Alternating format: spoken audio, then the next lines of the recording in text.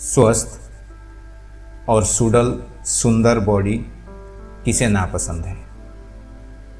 इसलिए तो आजकल लोग तरह तरह के व्यायाम करते हैं, खेलकूद करते हैं, योगासन करते हैं और युवा में खास करके जिम के प्रति रुचि बढ़ी है। पर जिम के दौरान हार्ट अटैक के कुछ छिटपुट घटनाओं ने लोगों में जिम के प्रति एक डर पैदा करने लगी है। पर एक अनुभवी योग शिक्षक होने के नाते मेरा यह सुझाव है, आप इससे बिल्कुल विचलित ना हो। आप निडर होकर जिम जाएं, हेवी एक्सरसाइज करें, खेलकूद करें, कोई डरने की बात नहीं। बस यह क्रिया करने से पहले आप मेरे सुझाव से 5 प्राणायाम अवश्य करके जाएं, ताकि हेवी एक्सरसाइज करने के वक्त आप नर्वस ब्रेकडाउन से बच सकें। तो आइए समझते हैं पहले प्राणायाम का महत्व क्या है और प्राणायाम में ऐसा क्या खास है जो हमें इस तरह के खतरों से बचा सकता है। आयुर्वेद में वायु को, हमारे शरीर के अंदर जो वायु जाती है उसे प्राण वायु कहा जाता है और यह प्राण वायु जब हमारे शरीर में प्रवेश करता है तब यह पंच प्राण के जरिए शरीर के 5 प्रमुख सिस्टम, जो हमारे शरीर के 5 अलग अलग हिस्सों को संभालती है, उसे ऊर्जावान करती है और सही तरह से डिस्ट्रीब्यूशन करके हमारे शरीर को ऊर्जित रखते हैं।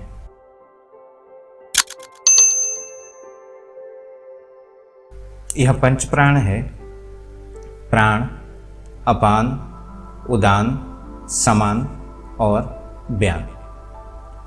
अब प्राण जो हमारे कंठ प्रदेश से लेकर, कंठ से लेकर हृदय तक, यानी ये जो श्वास नली हृदय और उसके बीच में हमारे लंग्स, तो ये थ्रोट से लेकर हमारे लंग्स और लंग्स से लेकर हार्ट तक जो भाग है, इस भाग के प्राण को हम प्राण कहते हैं, जो हमारे विशुद्धि चक्र से लेकर अनाहत चक्र तक संचालन होता है, जिसे अंग्रेजी में रेस्पिरेटरी सिस्टम कहते हैं। अब दूसरा है अपान। अपान यानी निचला स्तर, मणिपुर चक्र यानी नाभि प्रदेश से लेकर मलद्वार तक, हमारे मूलाधार चक्र तक, ये भाग को अपान वायु संचालन करता है, जिससे हमारे एक्सक्रीटरी सिस्टम, निष्कासन व्यवस्था संचालित होती है। फिर इसके बाद आती है उदान प्राण। उदान प्राण जो है हमारे कंठ से लेकर, उदान मतलब ऊपर, कंठ से लेकर सर तक, तो जिसमें हमारे ये पूरे भाग आते हैं। कंठ यानी विशुद्धि चक्र, विशुद्धि चक्र से लेकर आज्ञा चक्र, फिर हमारे सहस्रार चक्र, ये तीनों चक्र के एरिया में जो हमारे व्यवस्था संचालित होती है, इसे उदान प्राण व्यवस्थित रखता है। उसमें प्राण का संचार उदान प्राण के जरिए होता है, जिससे हमारे मन, मस्तिष्क, हमारे बुद्धि, हमारे 5 ज्ञानेंद्रियां, ये सारे सुचारू रूप से काम करते हैं। अब आते हैं समान। समान जो है हमारे डाइजेस्टिव सिस्टम को संभालती है, यानी हमारे अनाहत चक्र से लेकर मणिपुर चक्र के बीच में हमारे जो ऑर्गन्स आते हैं, हमारे जो शरीर के अंग आते हैं, उसमें प्राणवायु का संचार करती है, ताकि यह इस विभाग में, इस तल में जितने भी हमारे ऑर्गन्स हैं, जितने भी अंग हैं, वो सुचारू रूप से संचालित हो सके। अब इसके बाद आती है आखिरी में ब्यान। ब्यान हमारे पूरे शरीर के, जिसे हम पूरा शरीर का व्यवस्था को संभालती है, पूरा शरीर को, नस नाड़ियाँ, सारे अंगों को, सारे सेल्स को ऑक्सीजन यानी प्राणवायु पहुंचाने में मदद करती है। इसको देखती है ब्यान प्राण। तो ये पूरा ब्यान अर्थ हमारे पूरे शरीर में व्याप्त जो वायु है उसे ब्यान संचालन करती है, जिसे हम सर्कुलेटरी सिस्टम कहते हैं। उसी तरह हमारे ये पंच प्राण जो है शरीर को चारों तरफ से ऊर्जित करते हैं। अब आइए समझते हैं वायु यानी हमारे शरीर में जब जाती है, ये सारे शरीर को वायु की आवश्यकता क्यों है।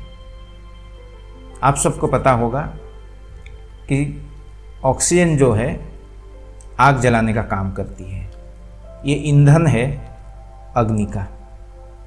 इसलिए हमारे शरीर में करीब क्या लाखों अरबों सेल्स हैं। तो ये सेल्स को बराबर मात्रा में ऑक्सीजन की ज़रूरत होती है, ताकि वो ईंधन जला सके और शक्ति में कन्वर्ट कर सके।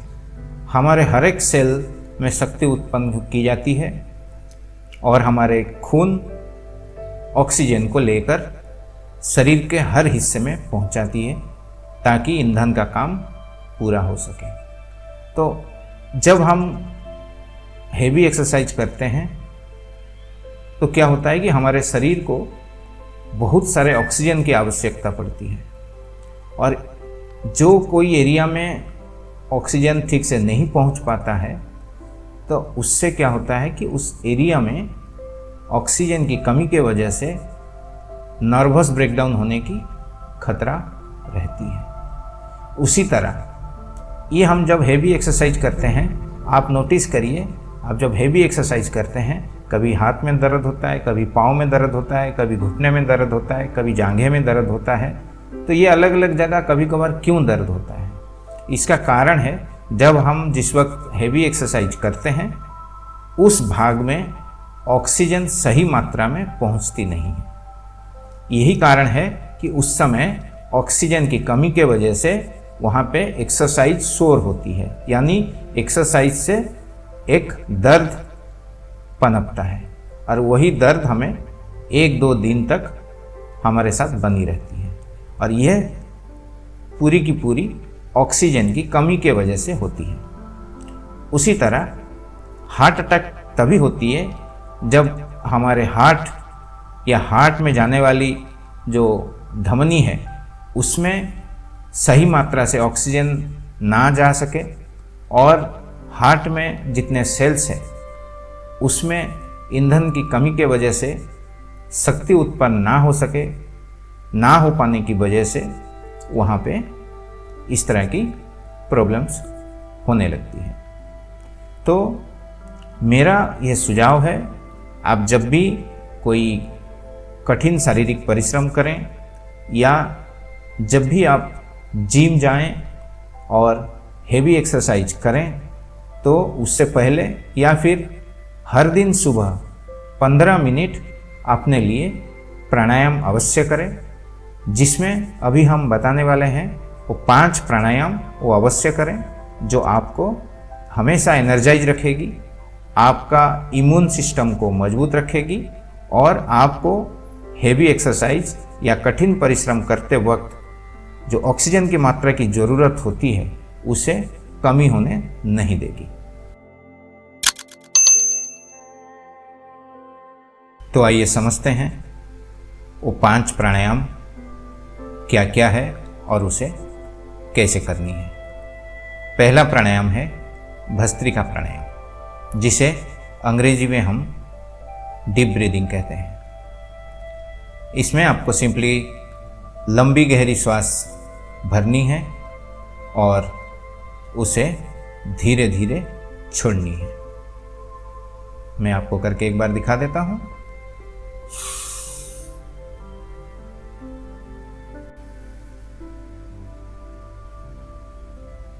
ऐसे लंबी गहरी श्वास जितना हो अपने लंग्स में एकदम भर के लें, फिर उसे धीरे धीरे छोड़ें। ये आपको 2 मिनट करनी है। इसके बाद हम कपालभाति प्राणायाम करेंगे, जिसे हम, जिन्हें नहीं पता उनको मैं बता देता हूँ। आपको एक झटके में पेट में एक झटका देनी है और उसी झटके में नाक से हवा को थ्रो करनी है। एक झटके में वो नाक से फेंक देनी है। मान लीजिए मुंह में अगर करेंगे, ये चीज को नाक से करनी है, इस तरह।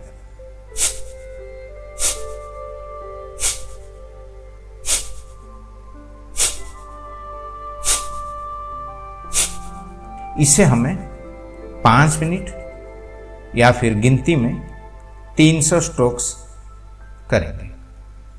इससे क्या होता है, हमारे शरीर में जितने भी नस नाड़ियों में जो भी गंदगी होती है, जो भी खराब गैस होती है, वो सब निकल जाती है, ताकि, और इसके साथ साथ हमारे नाड़ी सफाई हो जाती है। तो हमारे नाड़ियों की जो नाड़ी जो हमारे धमनियाँ खून को लेकर जाती है, ऑक्सीजन को लेकर जाती है, वो साफ रह सके। वो जितनी साफ रहेगी उसमें आपका प्राणवायु का संचालन उतनी अच्छी तरह से होगी और हमें ऊर्जा मिलेगी। इसके बाद हम करेंगे त्रिबंध प्राणायाम। अब ये त्रिबंध प्राणायाम क्या है, हम एक साथ हमारे शरीर के 3 हिस्सों को बंद करेंगे। ये 3 हिस्सों में 3 चक्र है। पहला है हमारा विशुद्धि चक्र कंठ में, इसे हम बंद करेंगे। मणिपुर चक्र जो नाभि में है, इसे हम बंद करेंगे। और हमारे मल द्वार में जो मूलाधार चक्र, उसको भी बंद करेंगे। तो ये त्रिबंध है। हमारे कंठ में जो विशुद्धि चक्र है, इसको जो बंद करते हैं, इसे हम बोलते हैं जालंधर बंध। फिर हमारे मूलाधार को जो हम बंद करते हैं, उसे कहते हैं मूल बंध। और हमारे जो मणिपुर चक्र है, हमारे पेट के हिस्से को जो हम बंद करते हैं, तो इसे हम कहते हैं उड्डयन बंध।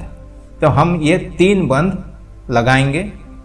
लेकिन कैसे लगाएंगे, हमारे शरीर के अंदर में वायु रहित करके, शरीर के अंदर की सारे वायु को बाहर निकाल कर हम ये 3 बंध लगाएंगे। तो आइए समझते हैं इसको। एक गहरी श्वास लेंगे, फिर उसे पूरी मात्रा में बाहर खाली कर देंगे और पेट को पीछे खींचते हुए सारी की सारी वायु को बाहर निकाल देंगे। पेट खींचते जाएंगे, सारी वायु को बाहर निकालते जाएंगे। शरीर में हमें थोड़ी सी भी वायु रखनी नहीं है। अब पूरी की पूरी पेट को हम पीछे की ओर ले गए, तो ये हमारे हो गई उड्डयन बंध। अब इसके बाद हम ऊपर के जालंधर बंध लगाएंगे और नीचे के मूल बंध लगाएंगे। मूल बंध यानी अपने मल द्वार को ऊपर की ओर खींचनी है और अपने गले को ऐसे बंद कर देनी है, ताकि हमारे शरीर के अंदर वायु प्रवेश करने की सारी रास्ता बंद हो जाए। अब इसी अवस्था में हम अपने सामर्थ्य के अनुसार 15 से 20 सेकंड या फिर ज़्यादा से ज़्यादा 30 सेकंड तक हम रोक कर रखेंगे। फिर धीरे धीरे हमारे सारे बंद को रिलीज करेंगे और शरीर में हवा को जाने देंगे। अब यह क्रिया को दोबारा एक बार फिर गहरी श्वास लेकर फिर से त्रिबंध लगानी है और इसी क्रम में इसे हम 3 से 5 बार दोहराएंगे। इससे हमारे जो इसके बीच के हिस्से के जितने ऑर्गन्स हैं ये इसके संकुचन और प्रसारण से इसके जो तंतुएं हैं, इसके जो सेल्स हैं, ये एक्टिवेट होंगे और ऑक्सीजन की डिमांड करेंगे। तो इसके बाद जब आप ऑक्सीजन लेंगे तो इन एरिया में आपको ऑक्सीजन की मात्रा बढ़ने लगेगी, जिससे इसकी तंतुएं मजबूत होगी। तो ये हो गई त्रिबंध। अब इसकी एक एसोसिएट क्रिया है जिसे हम अग्निसार कहते हैं। तो अग्निसार हमें उसी तरह 3 से 5 बार करनी है, लेकिन इसको कैसे करनी है? पहले हम त्रिबंध लगाएंगे, जैसे पहले त्रिबंध लगाए थे, उडैन बंध, मूल बंध और जालंधर, ये तीनों बंध लगाएंगे।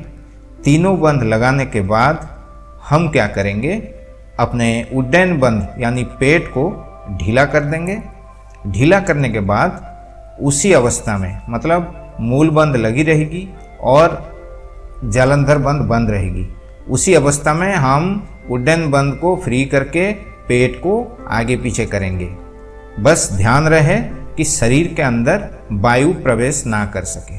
तो ये जो क्रिया है हमारे बिना वायु के हम इसे संचालन करेंगे, जिससे हमारे स्टोमक और इसके जो डाइजेस्टिव सिस्टम्स है ये प्रॉपरली, इसका जो तंतुएं हैं वो नरम हो सके और हमारे डाइजेस्टिव सिस्टम में जितने भी सेल्स हैं उनको ऑक्सीजन की डिमांड होने लगे और इसके बाद हम जो प्राणायाम करेंगे उससे उसको भरपूर मात्रा से ऑक्सीजन मिलने लगेगी। अब ये तो हो गई, इसे भी आप कम से कम 3 से लेकर 5 बार तक करेंगे। तो ये हो गई हमारी 4 क्रियाएं प्राणायाम की। अब 5वां प्राणायाम, ये 5वां प्राणायाम, अभी हमने क्या किया, हमारा शरीर का सफाई कर दिया। पहले हमने भस्त्रिका किया जिसमें हम शरीर को भरपूर मात्रा में ऑक्सीजन दिया, फिर उसी ऑक्सीजन के साथ हम शरीर का सफाई किया कपालभाति के द्वारा। उसके बाद हम त्रिबंध और अग्निसार के द्वारा हमारे जो अनाहत चक्र से लेकर मणिपुर चक्र, हमारे स्वादिष्टान चक्र के बीच के जो जितने भी अंग हैं उसे हम एक्टिवेट किया। और अब हम आखिरी में करेंगे अनुलोम विलोम प्राणायाम। अब अनुलोम विलोम प्राणायाम को नाड़ी शोधन प्राणायाम भी कहा जाता है। ये इसलिए कहा जाता है कि अनुलोम विलोम जो प्राणायाम है इसके जरिए हम अपने जो 72,000 नाड़ियां हैं शरीर के, उसको ऑक्सीजन पहुंचाएंगे भरपूर मात्रा से। तो आइए, हाँ एक चीज़ और बात है कि हमारे जो अनुलोम विलोम के द्वारा हम प्राणायाम करते हैं, तो ये जो जैसे कि हम अनुलोम विलोम कैसे करते हैं कि हम पहले दाहिने नासिका को बंद करके बाईं नासिका से हम श्वास अंदर लेते हैं, फिर बाईं नासिका को बंद करके दाहिने नासिका से श्वास बाहर निकालते हैं। उसके बाद दोबारा उसी दाहिने नासिका से हम श्वास अंदर लेकर बाईं नासिका से श्वास बाहर निकालते हैं और यह एक चक्र पूरा होती है। तो इसी चक्र को हमें कम से कम 30 चक्र करनी है या फिर 5 से 6 मिनट। इस तरह ये जो पूरी प्राणायाम के पैकेज को हम जिम जाने से पहले 15 से 20 मिनट तक अगर कम से कम कर लें तो उसके वो दिन भर हमें शरीर में ऊर्जा प्रवाह करते रहेगी और हमें ऑक्सीजन की कमी होने नहीं देगी। तो ये अनुलोम विलोम को फिर से मैं समझा देता हूँ आपको कैसे करना है। अपने अंगूठा से, दाहिने हाथ के अंगूठा से आप इस तरह भी पोजीशन बना सकते हैं, आप इस तरह भी पोजीशन बना सकते हैं, जो आपको कंफर्टेबल है उस पोजीशन में आप अपना अनुलोम विलोम प्राणायाम कर सकते हैं। आप इस तरह सिंपली अपने दाहिने हाथ के अंगूठा से दाहिने नासिका को बंद करके श्वास अंदर लीजिए। फिर चाहें तो इसे थोड़ी देर होल्ड करके रख सकें तो रख सकते हैं। उसके बाद फिर बाईं नासिका को बंद करके दाहिने नासिका से श्वास बाहर निकाल देनी है। फिर दाहिने नासिका से श्वास अंदर ग्रहण करिए।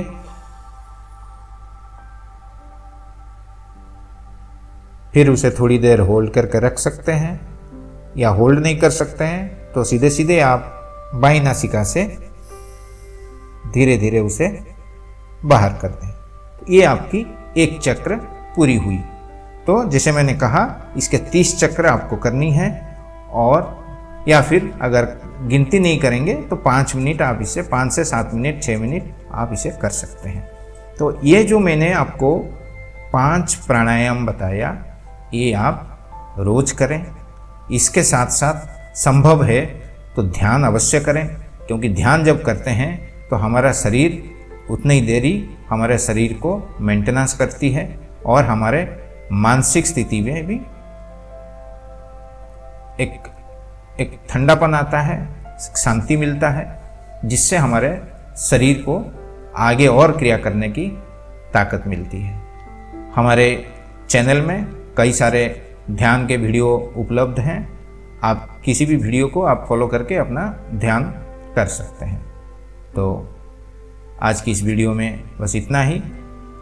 आप सभी से अनुरोध है, योग, प्राणायाम और ध्यान के संबंध में अगर आपको रुचि है तो इस चैनल को अगर सब्सक्राइब अब तक नहीं किए हैं तो सब्सक्राइब कर लीजिए, तथा हमारा लक्ष्य ज़्यादा से ज़्यादा लोग स्वस्थ रहे, तंदुरुस्त रहे, इसके लिए यह वीडियो को ज़्यादा से ज़्यादा लोगों के साथ शेयर करिए। और अगर इस चैनल को मजबूती से आगे बढ़ने में मदद करना चाहते हैं तो वीडियो में दिए जा रहे UPI लिंक, UPI नंबर के माध्यम से आप हमें सहायता भी कर सकते हैं। तो आज के लिए इतना ही। ओम।